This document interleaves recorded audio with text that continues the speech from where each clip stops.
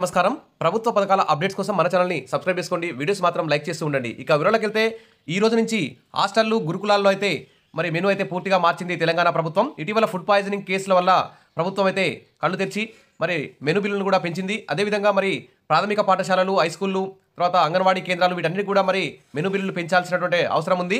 ఇక్కడ విషయంలోకి వెళ్తే నెలలో 2 సార్లు మటన్, 4 సార్లు చికెన్, నాన్ వెజ్ లేని రోజుల్లో బాయిల్డ్ ఫ్రైడ్ ఎగ్, బ్రేక్ఫాస్ట్లో ఇడ్లీ, వడ, పూరి, రాగజావా, పాలు విత్ బూస్ట్, స్నాక్స్ టైంలో పండ్లు, బాయిల్డ్ పల్లీలు, మిల్లెట్ బిస్కెట్లు, అల్లం టీ, విద్యార్థులకు బలవర్ధకమైన ఆహారం అందేలా మార్పులు. ఇటీవల 40% డైట్ ఛార్జీలు పెంచిన ప్రభుత్వం నేడు సీఎం, మంత్రులు, అధికారులు గురుకులాల పర్యటన పరిస్థితి తెలుసుకొని విద్యార్థులతో కలిసి లంచ్ చేయాలని నిర్ణయం.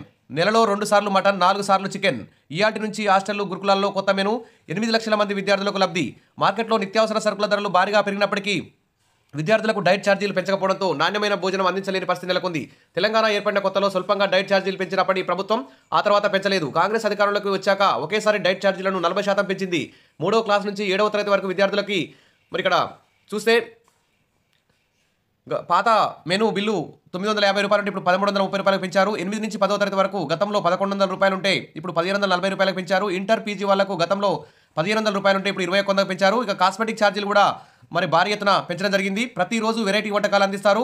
రాష్ట్ర వ్యాప్తంగా అన్ని హాస్టళ్లు, గురుకులాల్లో ఈ ప్రీ మెట్రిక్ హాస్టల్లో 3 పూటల, వారానికి 4 కోడిగుడ్లు, 4 అరటిపండ్లు, 2 సార్లు చికెన్, పోస్ట్ మెట్రిక్ హాస్టల్లో వారానికి 2 గుడ్లు, 3 అరటిపండ్లు, ఒకసారి చికెన్ వడ్డించనున్నారు.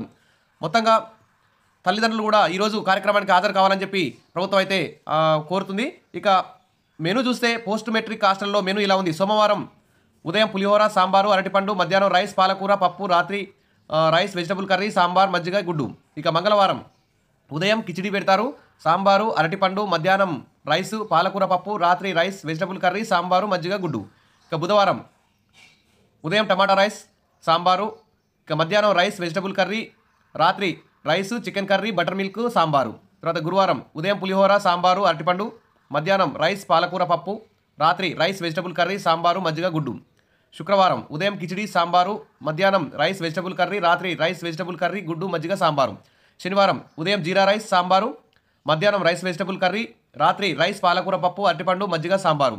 ఆదివారం ఉదయం ఉప్మా, సాంబారు, మధ్యాహ్నం రైస్, వెజిటబుల్ కర్రీ, రాత్రి బగారా రైస్, చికెన్ కర్రీ, గుడ్డు, మజ్జిగ, సాంబారు. ఈ విధంగా కొత్త మెనూ అయితే చాలా పౌష్టికాహారం అందించే విధంగా ఉందని చెప్పేసి ప్రభుత్వం అయితే పేర్కొంటుంది. ఇక తల్లిదండ్రులు కూడా హాజరు కావాలి. ప్రభుత్వం గతంలో ఉన్న ఛార్జీలకు బదులుగా విద్యార్థులకు చదువుతో పాటు మంచి పౌష్టికాహారం అందించాలని డైట్ ఛార్జీలు పెంచడం గొప్ప విశేషం. ప్రభుత్వ ఆదేశాల ప్రకారం జిల్లా వ్యాప్తంగా అన్ని విద్యా సంస్థల్లో డైట్ ఛార్జీలు అమలు సందర్భంగా ప్రత్యేక కార్యక్రమాలు నిర్వహిస్తున్నామని చెప్పి ప్రభుత్వం అయితే ప్రకటిస్తుంది. సరే, ఏది ఏమైనా అంగన్వాడీ కేంద్రాలు మరియు గవర్నమెంట్ స్కూళ్ళలో కూడా మెనూ ఛార్జీలు పెంచాల్సిన అవసరం ఉంది.